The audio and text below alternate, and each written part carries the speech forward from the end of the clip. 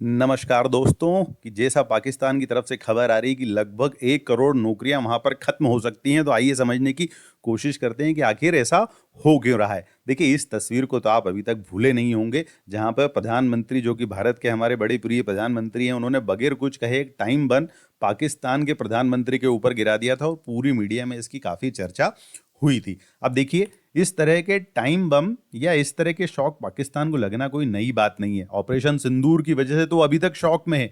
Indus water treaty में क्या होगा, हम सिंधु नदी का पानी उनको देंगे या नहीं देंगे, ये उनको आज तक नहीं पता। और हालिया उनका एक बयान आया हुआ है जिसमें उन्होंने कहा है कि विदेशों से जब हम कर्जा मांगने जाते हैं तो अब तो हमें शर्म आने लगी है। तो देखिए क्या हुआ है, किस वजह से 1 करोड़ नौकरियां जा सकती है, आइए जानने की कोशिश करते हैं। तो देखिए, जिस व्यक्ति ने कहा है वो कोई भारतीय नहीं है कि पाकिस्तान में नौकरियां जा सकती हैं, वो एक पाकिस्तानी है। किसने कहा है, जाइए आइए जानने की कोशिश करते हैं। ये है डॉक्टर गौहर एजाज। ये हैं पाकिस्तान के फॉर्मर कॉमर्स मिनिस्टर, जिन्होंने कहा है कि यूरोपियन यूनियन के साथ हमारा हनीमून खत्म हो गया है और लगभग 1 करोड़ नौकरियां पाकिस्तान में जा सकती हैं। अब आइए समझने की कोशिश करते हैं कि ऐसा हुआ क्यों। क्यों भारत की डील और यूरोपियन यूनियन की डील से पाकिस्तान में इस तरह की समस्या पैदा हो सकती है। तो देखिए, सबसे बड़ी बात जो अभी हाल ही में हमने यूरोपियन यूनियन के साथ डील साइन की हुई है, जिसमें जिसे मदर ऑफ ऑल डील भी कहा जा रहा है, जिसमें लगभग 97% चीज़ें जो हैं, जो हम यूरोप को भेजने वाले हैं, उस पर लगभग टैरिफ न के बराबर हो जाएगा। इस पर हम ऑलरेडी एक वीडियो बना चुके हैं, जिसकी लिंक मैं आपको डिस्क्रिप्शन में डाल दूंगा। आप चाहें तो डिटेल में देख सकते हैं कि ये डील आखिर है क्या।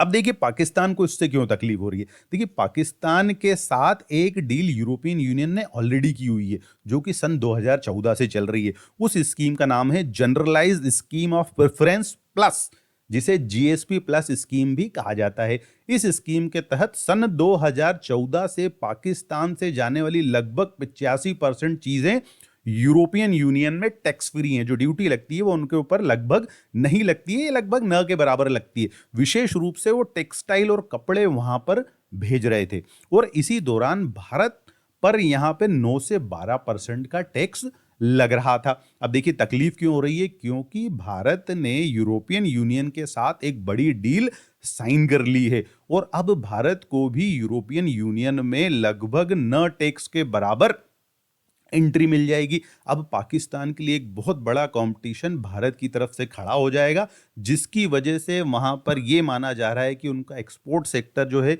वो बर्बाद हो सकता है, और लगभग 1 करोड़ नौकरियां पाकिस्तान में जा सकती हैं। अब देखिए, इन साहब से भी मिल लेते हैं। ये हैं federation of Pakistan chamber of commerce के सीनियर वाइस प्रेसिडेंट। हाँ, आइए देखते हैं इन्होंने कहा क्या कहा है। इन्होंने कहा है कि अगर भारत को एक्सेस मिल जाएगा यूरोपियन यूनियन में, तो ये पाकिस्तान के एक्सपोर्ट मार्केट को बहुत बुरी तरीके से असर डालने वाला है। तो देखिए, भारत ने बगैर कुछ किए पाकिस्तान के ऊपर एक एटम बम गिरा दिया है, जहां पर भारत की यूरोपियन यूनियन के साथ जो डील हुई है उसकी वजह से लगभग 1 करोड़ नौकरियां पाकिस्तान में जा सकती हैं। आइए हम देखने की कोशिश करते हैं। पर देखिए, एक चीज तो मैं आप लोगों को कहूंगा कि कहीं भी दुनिया के किसी भी कोने में किसी व्यक्ति की अगर नौकरी जाती है और उसका कारण हम बनते हैं, तो ये एक दुख की बात है। हालांकि भारत ने सीधे रूप पे ऐसा कुछ भी करने की कोशिश नहीं की है कि जिसकी वजह से वहां पर किसी की नौकरियां जाएं। पर मैं ये जरूर कहूंगा कि कर्मा का फल कभी ना कभी मिलता है। आप जैसा बोएंगे वैसा ही आप काटेंगे। तो thank you for all of you कि आपने हमारा वीडियो देखा। अगर आपको हमारा कंटेंट पसंद आता है तो आप इसे लाइक एंड सब्सक्राइब जरूर करें।